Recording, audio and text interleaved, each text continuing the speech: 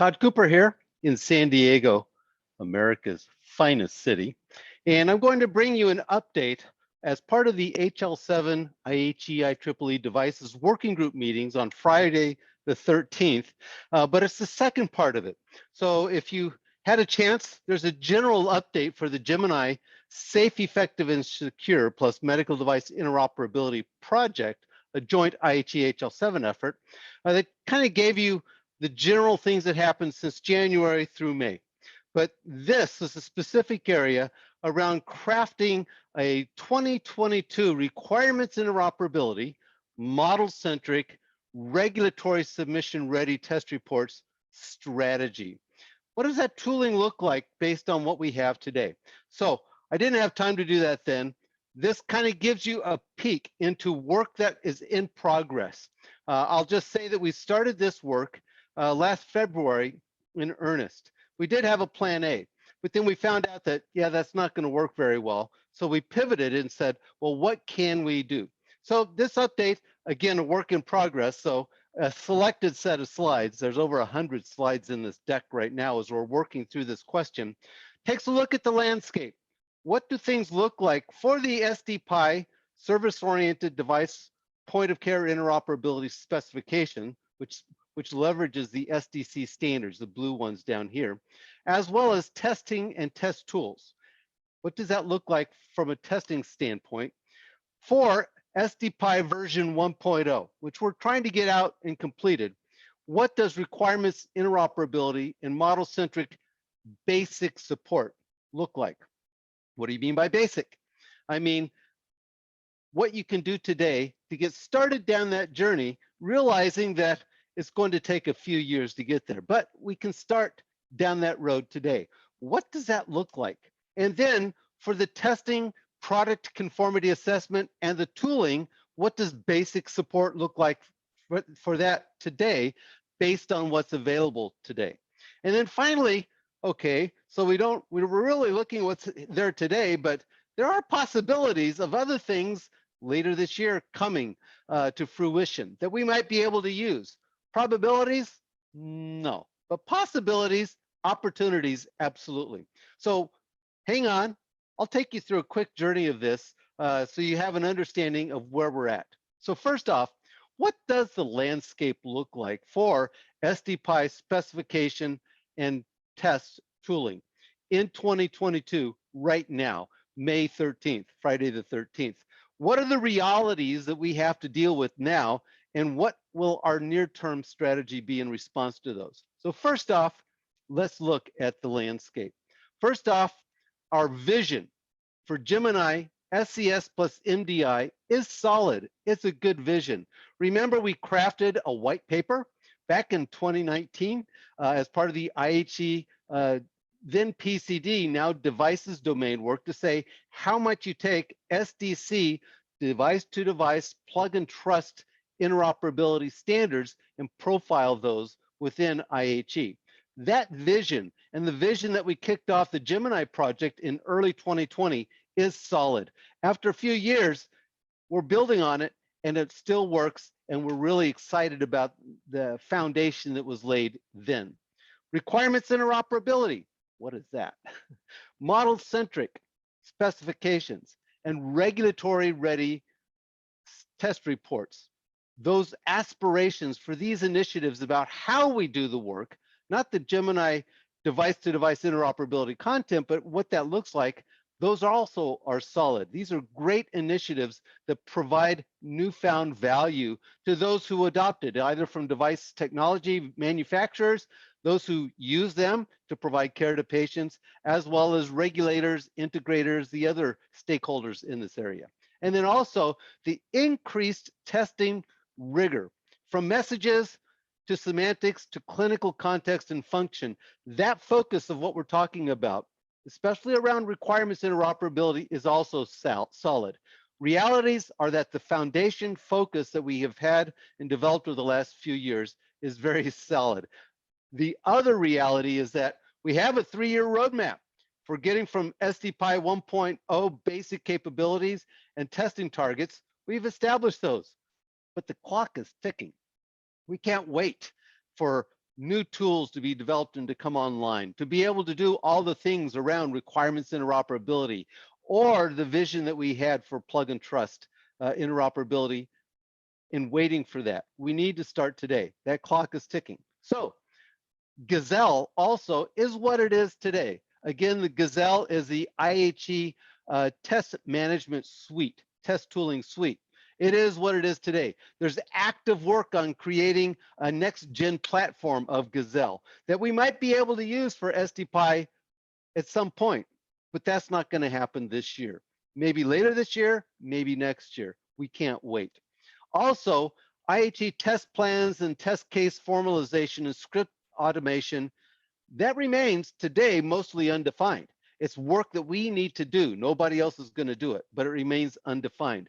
Within our work space at all, especially within IHE, HL7 FHIR-based profiles like mobile access to health documents or patient demographic query mobile, which is all HL7 FHIR-based, that's taken the oxygen out of the room. There's a lot of effort and focus within IHE, conformity assessment and tooling to support those FHIR-based profiles. So that's what those guys are focused on, and they are going to be that way the rest of this year. We have to face that reality. Another very positive reality is that the medical device technology community of interest around this, especially around safety, effectiveness, and security, that's quality, risk management, regulatory affairs, is just now starting to get momentum. It's getting momentum. We are having some great progress in that area, but it's just starting. So with new companies coming in, by the way, by new companies, I mean companies in our plugathons are increasing all the time with implementations and lab prototypes and things that they're working on in the plugathons. So that's great news, but it's just starting. Work teams are established for the technology part of this, the SDPi technology, the ecosystem pathway, again, the SES part for quality, risk management, regulatory affairs, for tooling, conformity assessment and tooling. But we're it.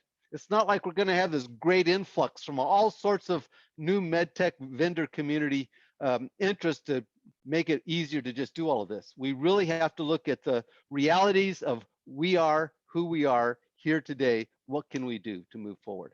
And then also the last thing is that Microsoft Word-based specifications still remain today the best path forward. We're looking forward to tools that will support authoring in markup, for example, and making it more seamless and easier for specification developers to craft those specifications. But moving toward model-centric, we can start that today, but the starting point is with Word documents.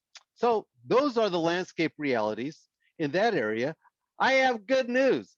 Working with those realities, the 22 Gemini SES plus NBI roadmap, the basic SDPi 1.0 support can be successfully achieved. Now, that's easy to say, Todd. How do you plan on doing that? Well, hang on. We'll look at a little bit more detail in each one of these. Realistically, when we say, what does basic support look like? For example, in requirements interoperability and model-centric, let's take a look at that. So what does basic support look like for the specification itself? Well, one is, again, it's Word-based, but today we have over a 200-page Word document, albeit it's a lot of skeleton. All the pieces are there, but we have that today, and we can build on that. That's great.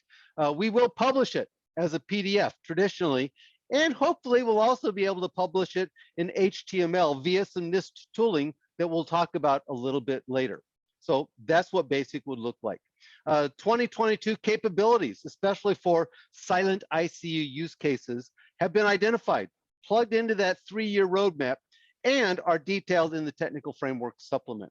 So that we need to be able to support that this year. Requirements interoperability, we have requirements interoperability UML model that is then linked to Word constructs like styles, bookmarks, links, references. We'll have a slide on that later, but that is achievable today. A UML model, very basic, that is linked to those constructs. And then requirement sources can also be modeled. Those sources of requirements are use cases, use case-based requirements, referenced standards, like those SDC, device-to-device plug and trust standards, or the participant key purpose standards, or other standards that are put into these profile specifications. Requirements to show, to ensure that we've done our risk management, to ensure that it is safe, effective, and secure. And then, depending on the technologies you use, they will come with their own set of requirements. We've modeled those sources. We understand those sources. We can leverage those and need to leverage those today. Requirements flow has been established. We understand how to capture those 4 areas of requirements in volume 1 of the SDPi supplement, Appendix B, for reference standards implementation conformance tables, conformity logic, as well as Appendix C, where we have detailed use case specifications using logic like Gherkin. And then how that flows into volume 2 for transactions, volume 2, Appendix B, or Appendix A for web services messaging, how those bindings look like, and for device specialization support semantics in volume 3. So all of that's in place today. We understand that. Model-centric. So requirements interoperability, we have a good handle on that. Can we even move toward model-centric? Well, like I said, the basic UML model for requirements interoperability linked with the testing elements, perhaps including modeled IHE technical framework elements like profiles, actors, those, that is very achievable. That's something we've already started working on. We actually have an infusion pump model based on the biceps abstract semantics. So that's a SysML 1 something model that exists. And then NIST tooling. There's a lot that already exists. I've already made mention to the V2 Plus tooling, which looks at how do you take the V2 HL7 messaging standard and express that in modeled constructs. We can use that to create an initial single source of truth database. I'll show you more detail about that, but these are all very, very easily achieved based on a lot of progress that we've made in the last couple of years. Let's also finally look at regulatory ready, product conformity assessment, and tooling. What does basic support look like for that? Well, again, those test plans and test cases include content as for previous profiles, but those are all going to be maintained external to test tooling.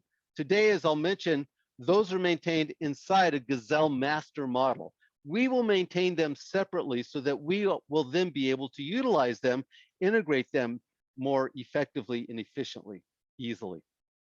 IHE plug-a-thon events are being leveraged to continue test tooling, development, and test case and test script development.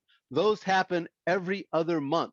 Those are growing, and as you see in my general update from earlier, there's a lot of references, a lot of goodness is being created there that will be directly leveraged in IHE Connect-a-thon events and ultimately product conformity assessment. But we will have to manually integrate into Gazelle the key pieces of these test cases and tooling as we have done for previous profiles. The good news is we're able to do that. We have the ability to do that. We've tested that out already for SDPi. We're ready to move forward. However, test plan, test case information and linkages integrated into that single source of truth database for basic requirements interoperability, which provides traceability and coverage from test cases all the way to requirement sources. I'll have a model for that for you.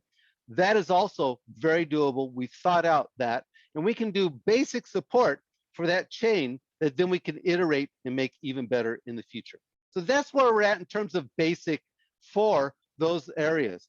Let's take a better look though at testing and product conformity assessment tooling. What does basic look like for that? We want to be able to advance regulatory ready, regulatory submission ready, test reports. In other words, I do a test report. I say I am conformant to the SDPi specifications and all those standards that went into that profile specification. How can I take that test report and submit it to a regulatory authority like the notified bodies in Europe or the FDA in the US, and have that testing recognized as sufficient for standards conformance, for product conformance? How can test plans, test scripts, Gazelle test management tooling, SDPi tooling be leveraged to provide this basic support? Well, let's take a look at this. You have a specification. Again, it's a word-based specification. We also create that basic UML set of models for requirements interoperability, model-centric single source of truth, regulatory submission ready. We actually then use word styles, bookmarks, links, references to be able to connect that model schema, if you will, with all the content that is in the specification. I'll show you more about this later. Notice some of this with the legend down on the left, we can automate. Other parts are manual or semi-automated. For example, this one's a dotted line. Originally, I thought it was an automated line, but then I realized that creating that content in the word specification, somebody, mostly Todd, is going to have to go in and make those links, do those word styles, add those bookmarks, and that is a manual. So semi-automated. Once we get that content in there with that, then we'll be able to extract it. Okay, so we take Michael Fahn, NIST's amazing toolsmith in the device space, his word to database transformation tooling. We'll look at that more a little bit later, but he's able to actually use these models to create a database schema, pull in the simple Word docx file, and pull out all of that information and extract it into an SDPi RI+MC+RR database, a single source of truth. That's what moves us toward model-centric. I'd like to have this totally automated. I'd like to be able to author the specification with all this robust markup in there already. That's not today. Hopefully that will be in the future. I told you that we have the SDPi test plans and scripts that we need to create to be able to do the testing of the capabilities, for example, supporting the silent ICU bed use case and all of those. So we develop those test plans, and then we link those and make sure they're driven by the use cases, standards, conformance, SES, and technology requirements that are captured in that database. So we link those up. We would like that to be automated if at all possible. And then each one of those will have links back into that database that will show when you execute a test plan, for example, how it relates to all of those requirements. That gives us coverage and traceability. Keep track of those two words, coverage and traceability. Did you actually do this report or this requirement? And did you do that whole set of requirements? How much coverage do you have? This linkage here between the single source of truth database, pulling the requirements computably out of the specification, linking those to the test plans and scripts will help us move in that direction of RI plus MC. Okay, we have the Gazelle test management tool. Again, it is what it is today, but we will use that because it gets used in all of our IHE connectathons and ultimately as part of the conformity assessment, product conformity assessment. Integration is going to be done the old way, typing it in, using the user interface for the Gazelle test management tool. But, so that's the dotted line. But, and I should say, we will have a test tool. We have an initial version of one. We have ideas for other versions that we can use at a connectathon.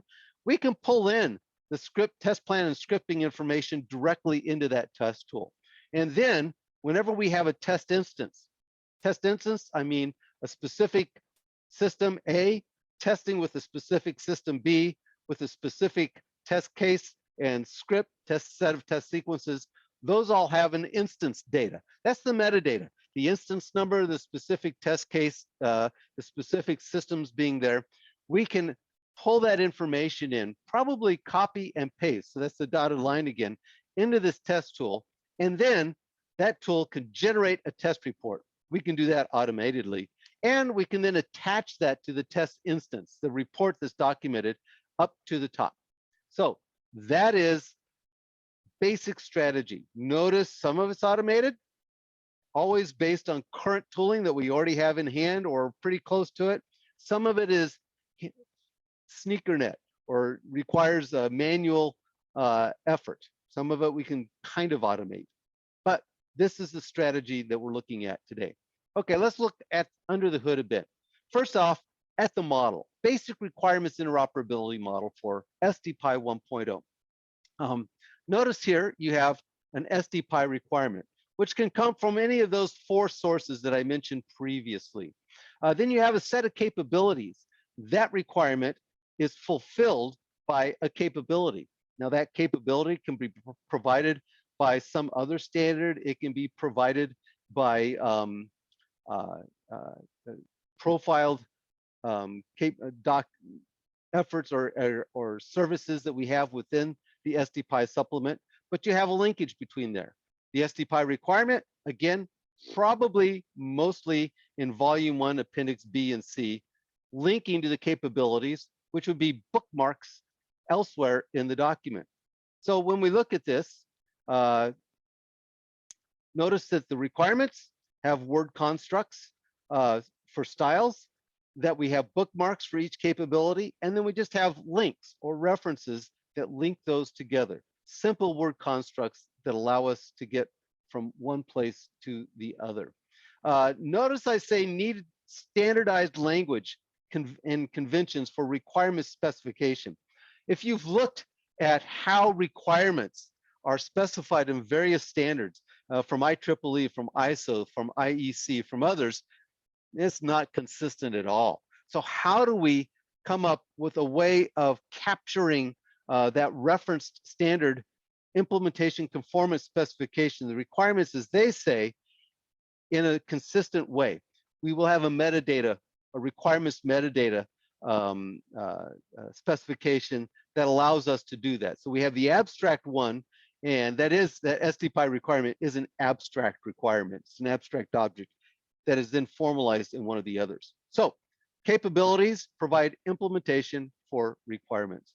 Just a few considerations, and remember, this is a work in process. So some of these questions are questions that still need to be answered. Word references and links require bookmarks.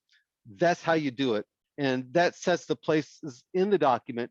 And there's a PKP example coming up here soon that will show you how that would work. Word styles require a naming method. So we'll have to come up with a way of naming the styles to be able to manage it down road and understand the kind of requirement it is.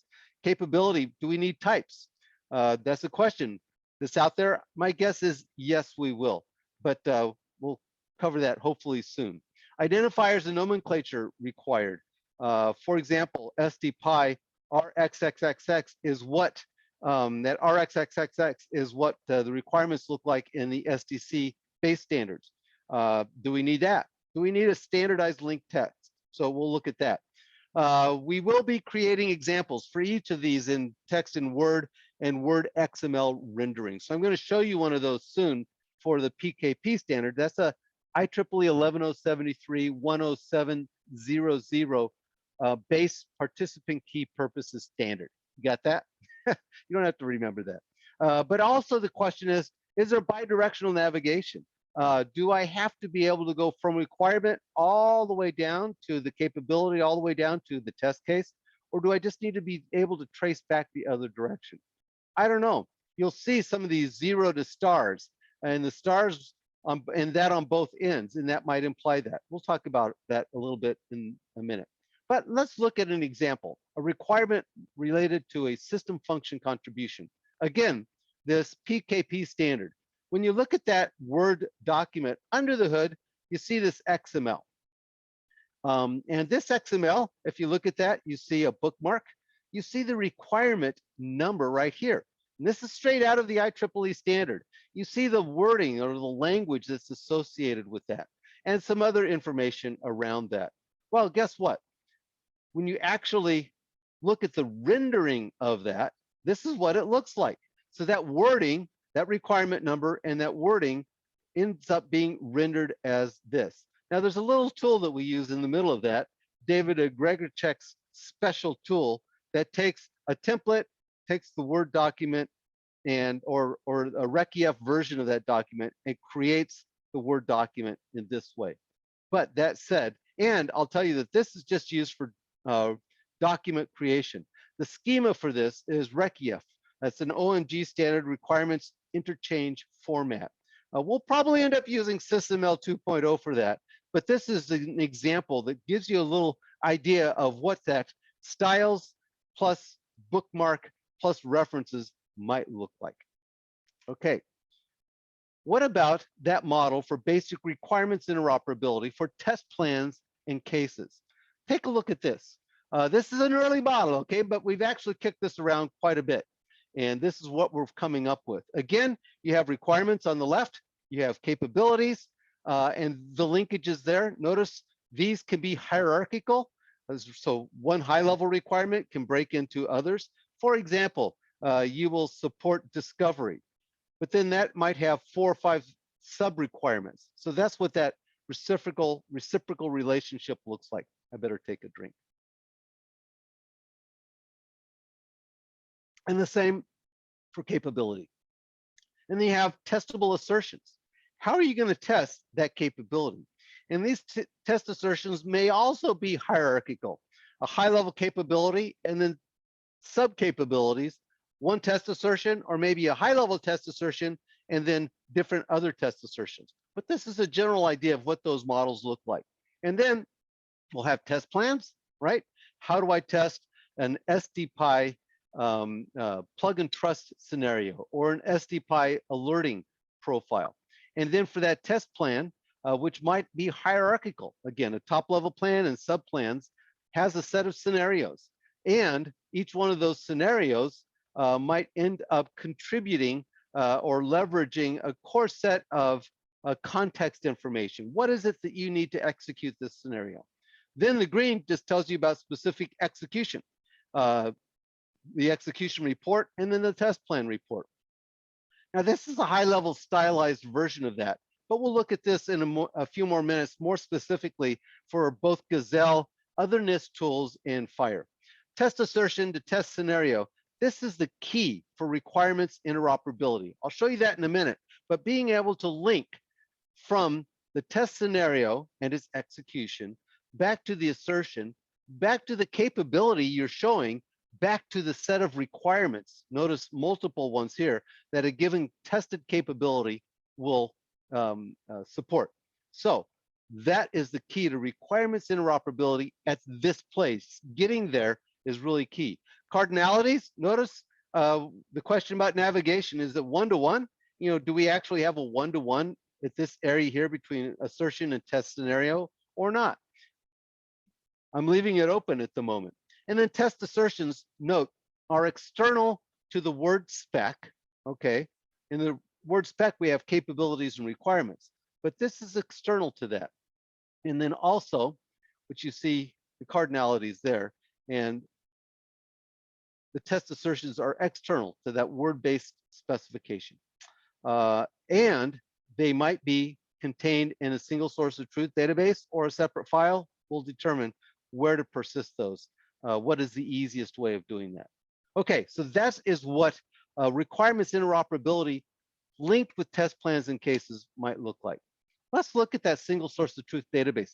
How in the world do you want to get there? Well, I already went over this the set of models and the word-based spec and this tooling that pulls out all of that information and acts as a schema for this database to single source of truth. Is that a reality, Todd? Well, this is an extract, or this is an update that Michael Fahn provided during the January 2022 working group meetings on this V2 Plus project. Notice he has a tool. That tool obviously has a web app basis for it here, a command line console, basic API, but it has this database construct. It has scripting that takes HL7 version 2 documentation and in a one-way trip populates a database. So this exists today. This is stuff that's there. Remember, we're level setting with what exists today. So with that, if we want to get to a tool, we would leverage the basic capabilities that are in that tool. Repackage it to be sure, but that capability is there. Then we would come to that single source of truth database. We would use that for that. And that road to an SDPi 1.0 single source of truth database starts with the Word documents that have all that content aligned with the basic UML model. That's this model up here. That is also the model that is the schema for the database. We utilize that model to create that database. We utilize extensive scripts to extract that content from the Word documents to that database. So with that, this looks like very doable. It's not reinventing the wheel, and it's not starting from scratch. That's good news. Talk about Gazelle integration, though. Remember the dotted line on the left.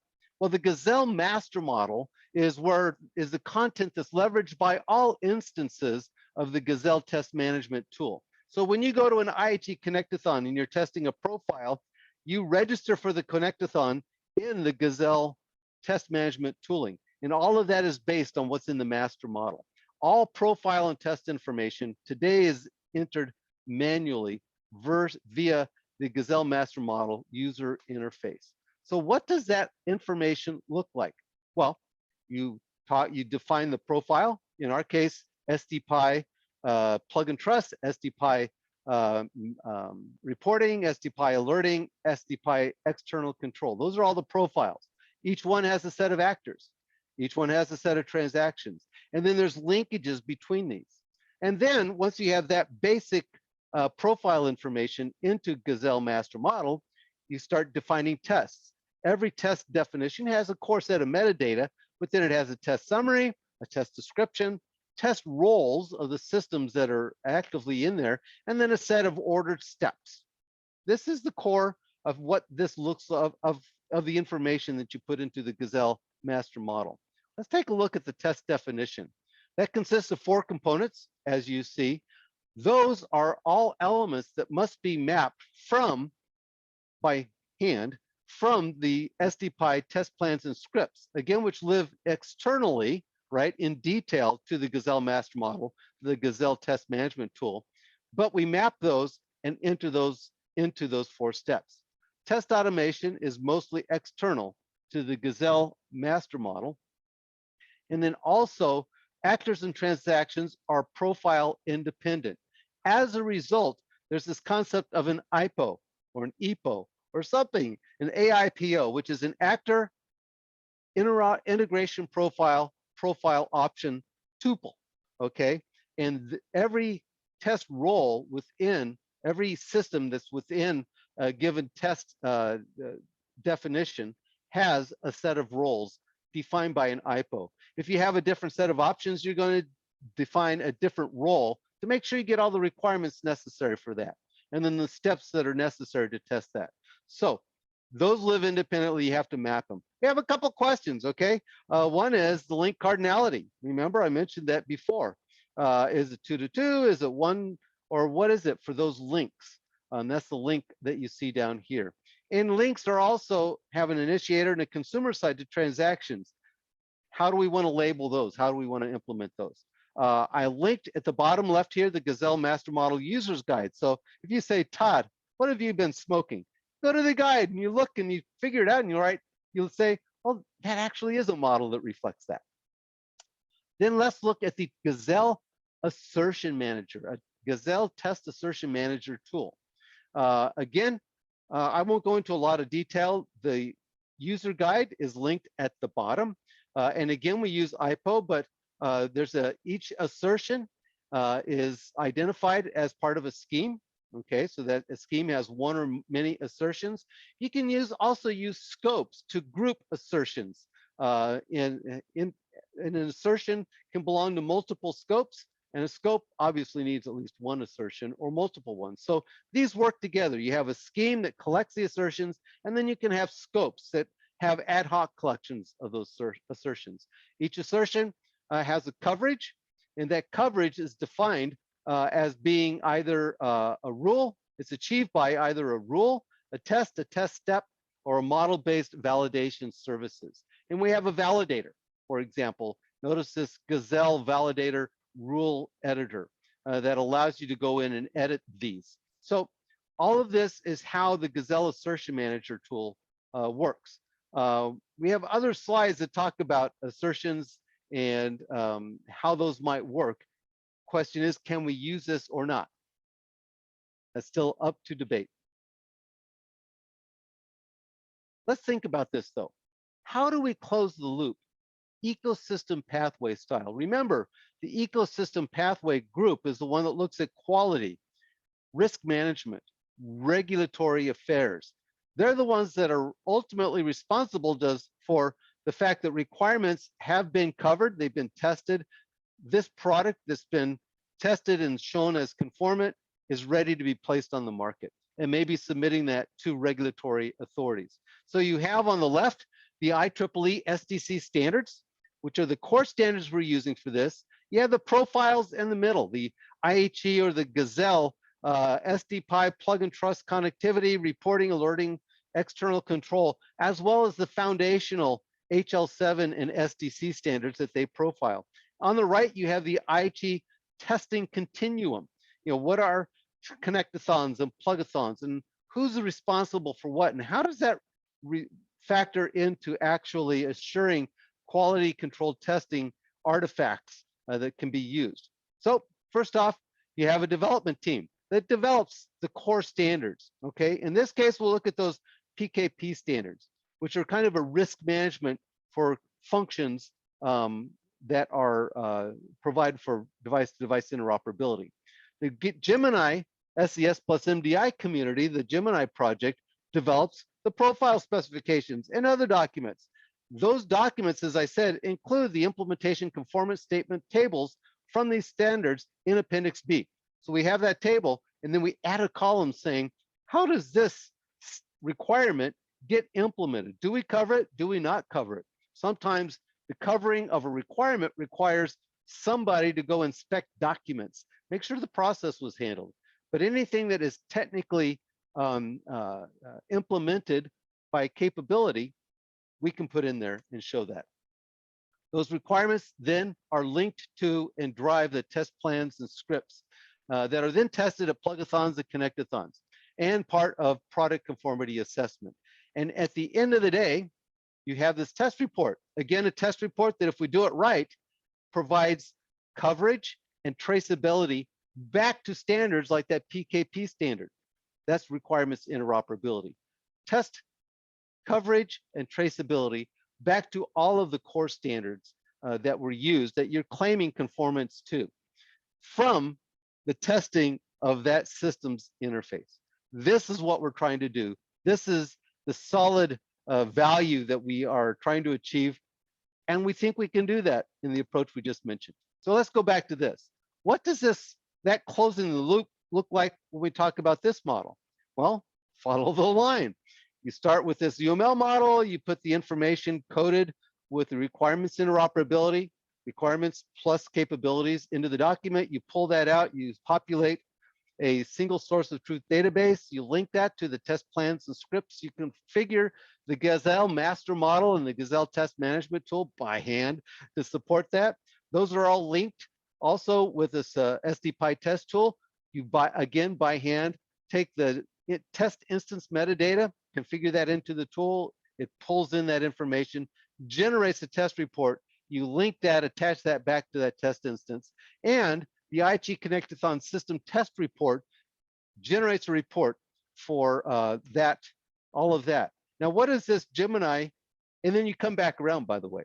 We come back around, we do the traceability, the coverage, and we can generate a Gemini requirements interoperability test report that shows you those part of it. The IHE Connectathon just says you went through all of these tests and you pass them. Whereas what we're looking for is the test report on the bottom left. What does that look like internally? That's a good question. That's one of the things we're working on. And I'll talk a little bit about some of the options we've been evaluating. So again, regulatory submission ready test reports. Is it achievable? This part right here. Well, what is the strategy for getting to regulatory submission test reports? We talked about this overall process, and the test results are currently persisted in the Gazelle testing and conformity assessment database. And we have some questions about that. How to get that out? Do we need to get that out? And should some other questions like, should these test reports be incorporated into the single source of truth database so that we're actually able to have all of that information and then just generate them out of that database? Or do we need to have a separate tool that captures all of these test instance reports, pulls them together? That's one of the open questions. What is the easiest way of getting started down that road? And should a separate test result database be created? Or should we leverage the existing requirements interoperability database? So those are all questions that we're wrestling with, but we have a lot of good work established. We think we're almost there for finalizing that strategy. Like I said early on, though, one of the realities, level setting landscape realities, is that there's an immense amount of focus on how to do FHIR-based profile, FHIR-based system application implementations testing. And that includes test scripts. So those who are developing that testing leverages the FHIR test script resource and all of the other resources and elements that are related to that. And I have a link for this, 2 links at the bottom. You can get a lot of detail down there. But the question is, can we leverage this? Can we leverage for our test script, formalizing that using a FHIR test script? That also includes asserts. That includes test steps in operations. It includes metadata for the test or variables. It includes fixtures. How do you set it up and break it down? All of that and the capabilities up here. All of that is linked into this model here. Boy, it sure does sound like it should work. But also, it could be a slippery slope. We might end up going down a road that kind of pulls us more and more into using FHIR-specific test tooling for things that are not FHIR related. We'll look at that in a minute as well. So again, this is a work in progress. We have to do some analysis. And there's other slides I won't show you today with that. We have to normalize with the model of testing that I just showed you. But this is very, very promising that it will inform what we're doing. There's other things in this test assertion work that I won't show you today, but we have a lot of opportunity there. Think about this, mobile access to health documents. So that's an IHE FHIR-based profile that works with the ITI XDSB document sharing profile. And this profile, which is FHIR-based, includes FHIR-based test plans. So notice that volume 1, and if you go to the bottom left, I have a link for this site. This is in the IHE, this is in the profiles.ihe.net/ITI, probably /MHD, I think. You'll get this, or ITI, you'll get this. You'll see volume 1, and this diagram this is all HTML, so you can navigate this easily. This actor diagram is there, and basically you have a document source and a recipient and a transaction that says, I want to get, or it provides a document bundle. And a bundle is a FHIR set of FHIR, a bundle of FHIR resources for documents. Or a document consumer is trying to find them and then get the references to them and get them from a document responder. So these are the 4 actors that are part of this profile. Notice though, not only is that traditional profile information here, but it includes a test plan tab. And what is concluded in that test plan? First, the focus of this testing is server-side actors, not the originators of these transactions, but those who are responding to that, because that's the way FHIR works. So document recipient and document responder. Tests support MHD infrastructure, including XDS on FHIR, those options and variabilities. Unit test procedures, conformance testing, are per MHD actor, and those utilize both simulators and validators. Okay, so we're testing unit testing using FHIR conformance statements, these specific actors that are called out here. Unit test tools include the NIST Asbestos tool for simulator and validator. I'll look at that a bit more in a minute, as well as the Caravelle Gazelle external validation service, EVS client. But that's just for validation only. There's no simulation capability there. Integration of test procedures, interoperability testing, is built on that unit conformant testing. So when you think about unit testing, think about pre-connectathon testing. do these document recipient and document responder function properly? Are they conformant so that when you bring them into a connectathon, they're known? All actors and transactions, by the way, include structure definition, FHIR structure definition, and capability statement profile artifacts as defined in the ITI profile Appendix Z, okay? And there's another Gazelle FHIR capability statement usage that I have there. And notice that MHD tests are then defined in that Gazelle master model. So if you wonder where they're at, they're actually in the master model, but in reality, all the TestScript usage is embedded in that Asbestos toolkit. That's where those test scripts live. So remember that I said our test scripts and plans and stuff will live externally, at least for a while, independently. For this, it doesn't live in Asbestos. It doesn't live in the Gazelle master model. It lives in this Asbestos toolkit and gets entered into the master model by hand. So let's take a look at that. Sounds like NIST Asbestos is pretty important. Could this be the best approach forward? Well, remember our landscape realities. As stated above, reality can be summarized today as fire, fire, fire. It's still that way. Maybe it's getting a little more level set at this point, but that's still a really key focus and takes all the oxygen out of the room. IHE Gazelle, NIST tooling, other tooling leverages FHIR test script test reports today. So we should take a serious look at that. Non-device verification, okay, and connectathon and product conformity assessment are increasingly using FHIR-based tooling infrastructure that test script in all those resources that I looked at earlier.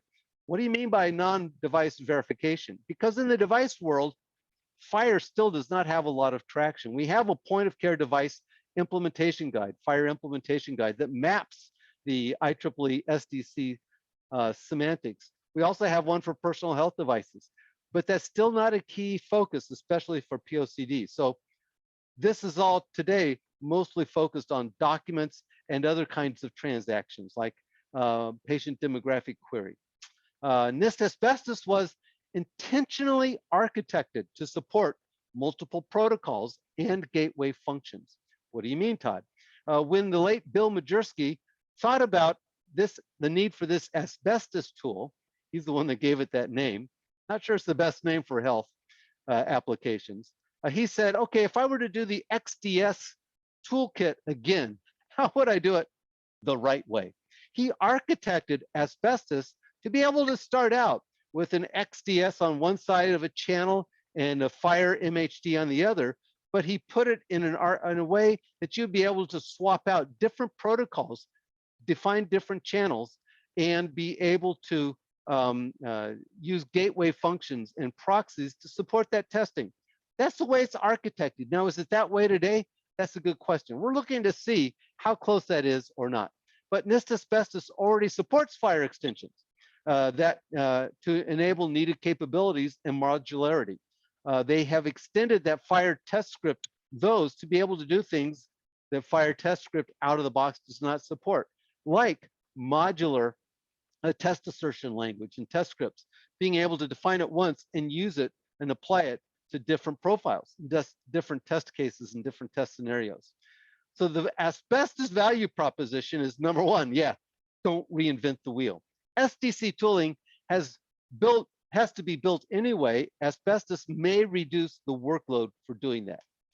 Why redo things that are already being used by people in the same places that we want to work?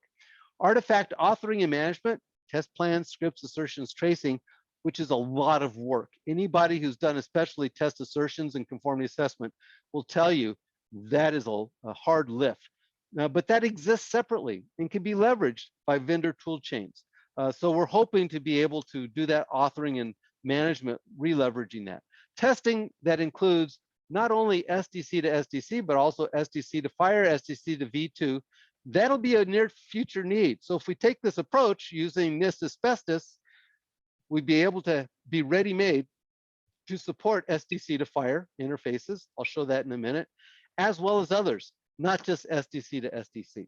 And then finally, SDC to SDPi reference implementation built for that NIST tooling. A simulator, as you saw, was a key part. Yes, that would be a no-brainer, adding that in there based on open source simulators that we already have in place. So what does this asbestos architecture look like? Well, there's client testing.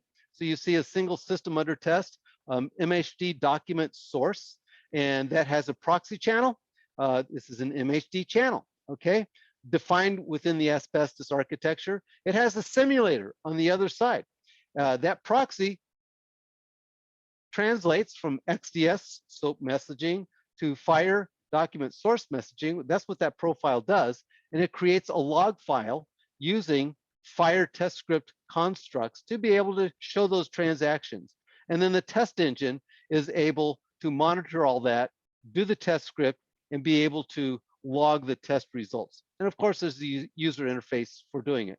So that's client testing, where the system under test initiates the message. For example, I want to retrieve, I want to find and get reference to and retrieve a given document. Okay, mobile access to health documents. Server testing. Well, what about on the other side? Well, there the test engine, the system under test is a source is the system under test. And so here you need to have somebody generate that FHIR query, and then have the proxy channel translate it or generate the FHIR query. And that's what the proxy channel does. And then have the system under test respond to that. So that's what we're able to do with the server testing. And then what happens when you put that all together? Interoperability testing. So the top two are unit testing, a single system under test. The bottom shows where you put the both under test. You have a proxy channel, which is listening and logging that data, and then the test engine is able to monitor and manage that. So this is the general architecture. Our question is, okay, well, what if you took that, one of the SDPi transactions, 24, discover network topology. This is part of test step number 1, which you'll see in a few minutes, that happens at the plugathon events, testing events we have. So you have the same test engine, the same test log, channel log, a proxy channel, but this is an SDC channel because you have a system under test and a simulator in this case for unit testing that does SDC to SDC conversations. Then for interoperability testing, you have that proxy that's listening to this, and you can have multiple system under test. Again, this shows an SAMS consumer, SDC consumer system, a SAMS provider system, and maybe a simulator as a second provider system. And the proxy is able to capture all of this, log that to the log file for further or subsequent validation. Just make sure it worked right. So what happens perhaps in a test scenario where we want to do mixed work with PDQM, patient demographic query mobile? Okay, so this is what that profile looks like. You have somebody who's looking for patient demographic information. You have a system that supplies that, and a standard ITI transaction 78. We have the asbestos tool core pieces here. We have a system under test. Again, a SAMS consumer. So this is an SDC one that might invoke an operation, retrieve patient data, okay? Retrieve patient demographics. This will be defined as a service within an SDC gateway actor. Notice this would then be the SAMS FHIR gateway. It has SDC on one side, so that gateway receives the SDC. It results and generates that gateway actor an ITI 78 FHIR transaction here. And then that goes out to a simulator, for example, a PDQM patient demographic supplier simulator that retrieves that, and then it goes back the other direction. And all of this is captured in that channel log. So this kind of gives you an idea of how we might be able to use NIST asbestos testing, not only for unit testing, but also interoperability testing, that uses different protocols. So with that, let's take a moment to look at the IHE device, IHE Germany plugathon testing as of May 2022. How much of that approach that we've been talking about in tooling and that approach in tooling which is being leveraged in these plugathon events be used going forward as part of our 2022 strategy? So again, many of you have seen this. This is a biceps, an SDC, SOMS, a service-oriented medical device architecture system, the SOMS service-oriented medical device system of systems, okay?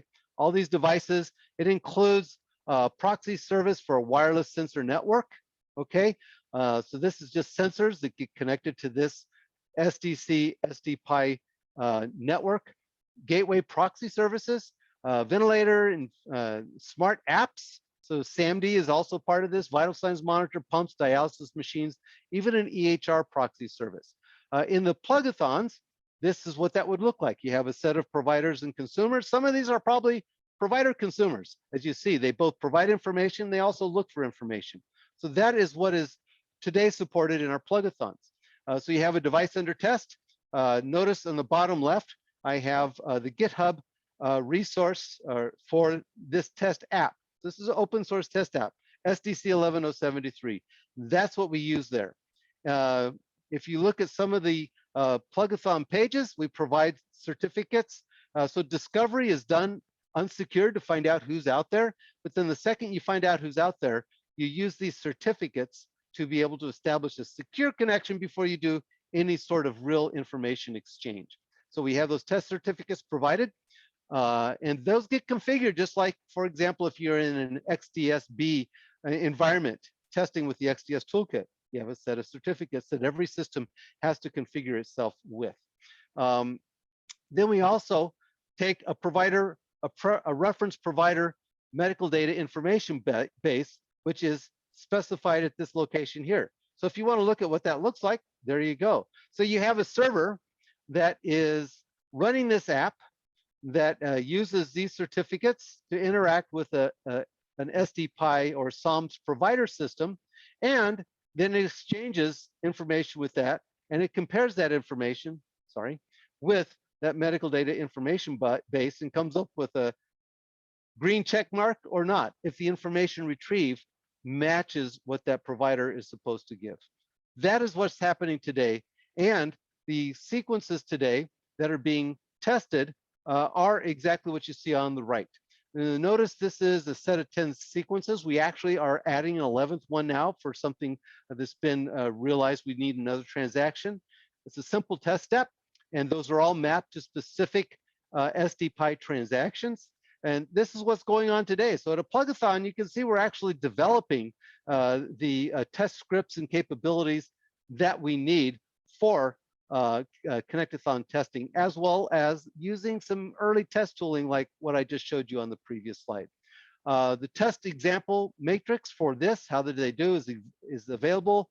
Plugathon 7 is on that page. 8 is now available, and we're planning 9 in hopefully June or July, and 10 is hopefully in September at the same time as the IHE Global Connectathon. It'll be a separate event, but that second week in September, IHE Europe and IHE USA are doing a joint global connectathon for the first time. So this is all work that's happening. So what exactly are we testing, and what does it look like? Well, obviously you configure and connect all the systems that are participating. Those network settings are at that linked page for plugathon number 7. SDC provider systems are tested with that reference consumer app, okay? That's kind of akin to pre-connectathon testing or pre-plugathon testing. Do they work well enough to be put with other systems? And then interoperability testing, SDC provider and consumer systems work through these 10 test cases for interoperability testing. What does it not include? Well, it's not unit tested, there's no automation to this. There's a lot of hand-holding that has to go on. Consumer testing is at the unit level is not provided. We do the provider, SOMS provider system testing, but not SOMS consumer system testing. That has to happen, again, with smart engineers looking at why things don't work. And that test engine, there's no test engine that works with the scripts and reports and configurations. We have the SDC test in the GitHub repo, but that's not a test engine that supports what we're looking for ultimately. So we're making progress, but we have a ways to go. But as we get the strategy in place and the resources to do it, we have plugathon testing, which is laying the foundation for getting to formal connectathon testing. Okay, so let's look at one more thing. HIMSS 23 and beyond. I told you already that for next year, HIMSS 23, we're really focused on a silent ICU use case that includes a device alert or alarm systems, a DAS, as well as a device alarm information system. The difference between those two is a DAS is actually a regulated product, and it's part of the ISO IEC 60601-1-8 alarm standard for medical devices. So we're really looking at how do you do that? How do you use the capabilities in SDC connectivity to achieve silent ICU? There's a lot of detail on that, and there are use cases around those. In the bottom left, you see a topic of interest that has DAS and smart alerting challenges. So go to there and you'll see all sorts of slide decks and information about what this use case looks like and what those systems might look like. But here, I kind of give you an idea of what a demo might include. It might include a ventilator, an infusion pump, a monitor, all of which are connected using SDPi. And then they might connect to a DAS alarm integrator system. Again, the terminology used by the -1-8 ISO IEC standard. So that would be an actual actor. That actor, if you look at those models that are in this Gemini topic at the bottom, you'll see what that AI actor might look like and how it would interface with those three physical systems. We might also have another SDC or SDPi system, which acts as a SOMS smart alarm system, which actually gathers all sorts of information and generates alerts and prioritized alerts and alarms as a result of that. So these might be 5 systems that we would have there. Maybe we would also be able to take and integrate that with gateways, like these gateways here for FHIR and for V2. Now notice that I'm saying here, if you look at that PDQ-M, patient demographic query mobile, so that's the FHIR-based profile, and EHR integration and ACM, those I'm including for illustrative purposes here, okay? They're not necessarily part of the demo. The stuff in the red is really what we might have. But the SOMS gateway actors are specialized, not shown here for each of those 4 profiles. Remember, our 4 profiles are for basic plug and trust connectivity, for reporting, for alerting, and for external control. So that's what's happening on this end here. So each of these gateway actors might actually show that, and they provide an SDC interface. That could be both a provider as well as a consumer for both of these. For example, it could be that I want to get I want to invoke a FHIR search, or I want to invoke that ITI-78, that PDQ-M. And so this might provide that service that is invoked, for example, by a monitor to say, give me or retrieve patient data. And it provides as an SDC service that information. And then the gateway would actually generate the necessary ITI-78 FHIR message to this system out here.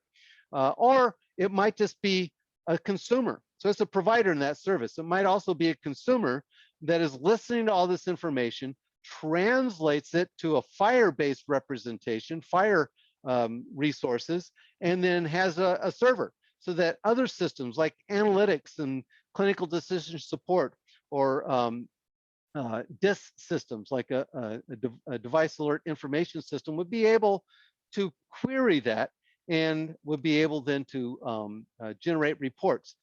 This is all built into FHIR. This is part of PDQ-M. This will be the way SDC might do that. So, and these interfaces might all be bidirectional. So this is how this might work. And the question is, can we use tools like the NIST Asbestos tool, tools like maybe the XDS toolkit, or those kinds of tools, the tools that are part of other areas that NIST is working on, the tools that those who are working on plug-a-thons have been using, all of these, will they be able to support this kind of real-world demonstration scenario? Notice in the top in the blue, I put the Alert Communication Management Profile, which is HL7 V2. That's based on a SOMS V2 gateway actor and then specialized for connection to the ACM profile. But it works much the same in terms of an SDC-facing gateway, and then works with the transactions and semantics needed for these actors out here, or a PCD01 for DEC out to an EHR. So this kind of gives you an idea of what that all might look like. So next to last slide. There's a lot of possibilities, not probabilities, but maybe opportunities beyond basic. I'm not going to go into those. But what happens if we get, for example, a Gazelle EV external validation client to where we could automate the interaction both on a whole test basis or maybe a test step basis with test tooling? If we had that, we'd be able to replace that. System L 2.0 is coming out later this year in initial test tooling implementations. Will we be able to use that to advance the model-centric parts there? And there's many others, but these are possibilities. I won't go into them all here, but we can do, I feel confident, the basic support, get started down that requirements interoperability, model-centric, regulatory submission ready initiative, those value propositions, and then maybe enhance that as these other capabilities come on. So that is where we're at this Friday, the 13th of May 2022. Now, in the slide deck that is posted, there's additional stuff. There's some additional slides with materials that you'll find very interesting. So I won't go over that right now, but to be sure, that should be some good information when you get a chance to get there. Thank you for your patience. Thank you for hanging in there. And if you have any questions, give me a yell. Todd Cooper in San Diego, America's finest city.